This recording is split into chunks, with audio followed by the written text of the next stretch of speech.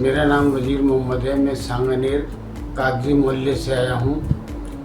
कुछ मेरे सीने के अंदर थोड़ा सा दर्द होता था, तो मेरे फैमिली डॉक्टर से मैंने बात करी तो उन्होंने मुझे बता दिया कि प्रशांत सर के पास जाओ, इंटरनल हॉस्पिटल में, वहाँ जा कर के दिखाओ, चेक कराओ, वहाँ जो भी होगा वो सजेशन दे देंगे, बता देंगे आपको। फिर उन्होंने मुझे बताया कि इसमें एक तो सर्जरी होती है और एक दूसरा ये टावी होता है।